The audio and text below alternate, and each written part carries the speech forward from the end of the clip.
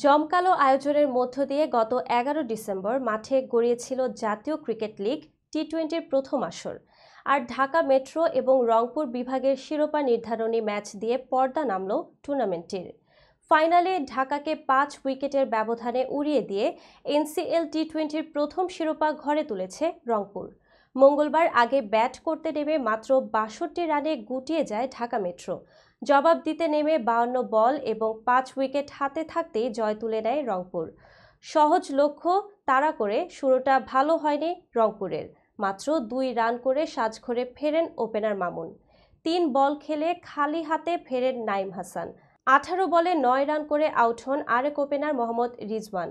আর অধিনায়ক আকবর আলী ০ রানে আউট হলে দলীয় ১৮ রানে ৪ উইকেট হারায় রংপুর। তবে ১১ বলে ১৪ রান করে দল জয়ের পথে এগিয়ে নেন আরিফুল হক। শেষ পর্যন্ত তানভীর হায়দারের ৮ রান এবং এনামুল হকের অপরাজিত ১৪ রানে ভর করে ৫২ বল এবং ৫ উইকেট হাতে থাকতেই জয় তুলে নেয় রংপুর।